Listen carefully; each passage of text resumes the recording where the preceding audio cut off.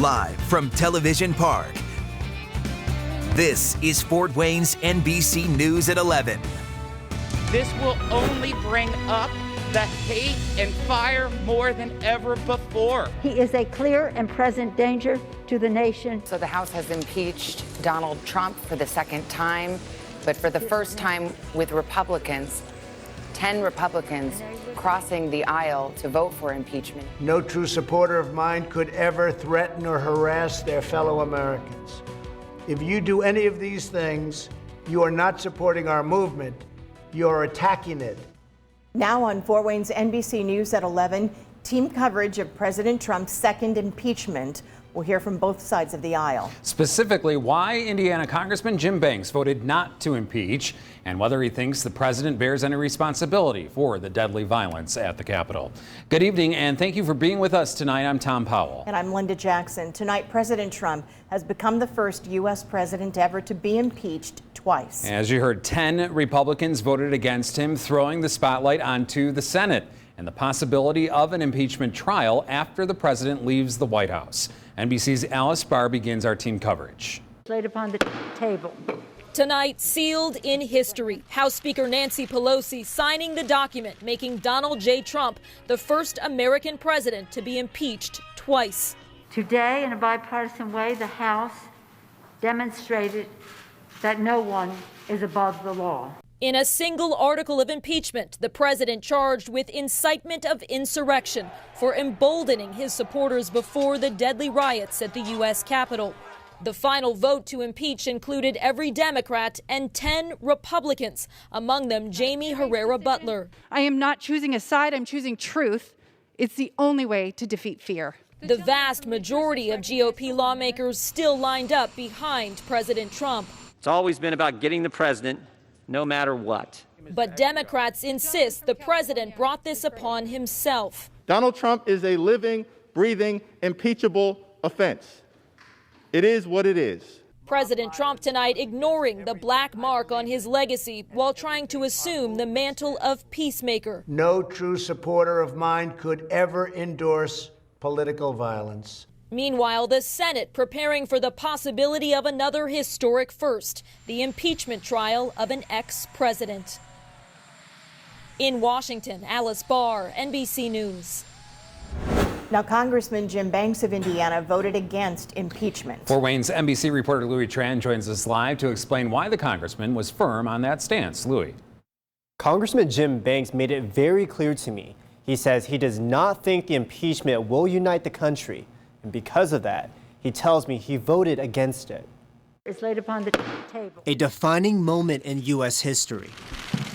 Wednesday, lawmakers voted to impeach President Donald Trump for incitement of insurrection, pointing to his speech at a rally that took place before the Capitol riots. President Trump is the first in history to be impeached twice. Today, in a bipartisan way, the House demonstrated that no one is above the law. 10 House Republicans voted for impeachment. As for the Hoosier delegation, our elected officials, including 2nd District Congresswoman Jackie Walorski of Northwest Indiana, voted against it. So did our 3rd District Congressman Jim Banks. How to vote against impeachment. I talked with the congressman about his stance. He tells me President Trump did not cause the Capitol riots. Did he individually, as President of the United States, incite the riot and the mob who violently broke into the Capitol, costing the life of a Capitol police officer whose job was to protect me, my staff, and my family?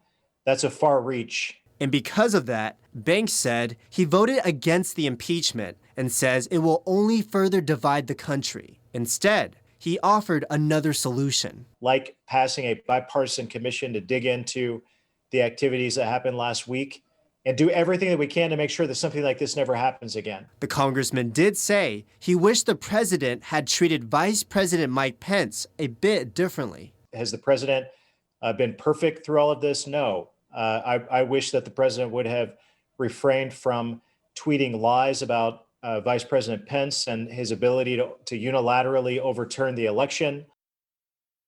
The Indiana Democratic Party released a statement today.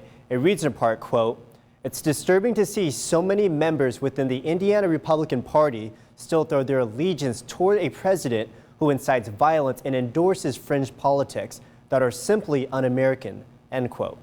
For the full story on this, just go to fortwaynesnbc.com and click on the story.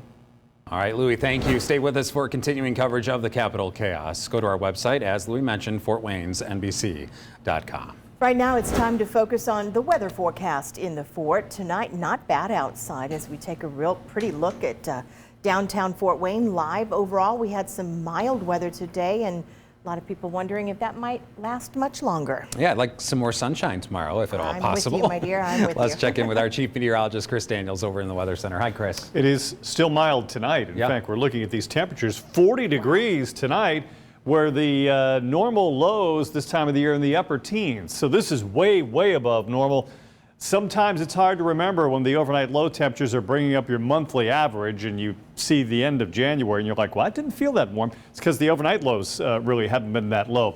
We are going to be seeing a little bit of rain and snow on the way as we head into the day tomorrow afternoon through the evening, changing to some snow. That's tomorrow into Friday morning, and then Friday afternoon could be a bit on the snowy side. Not necessarily accumulating snow, but we'll see scattered snow showers on Friday. We'll tell you about the cold and how we did on the 4-degree guarantee. Those results tonight in just a little bit. All right, looking forward to it. Thank you, Chris. All aboard. That's what Governor Eric Holcomb says about bringing a passenger rail system here to Indiana. And an area state senator is backing a bill that would bring it back.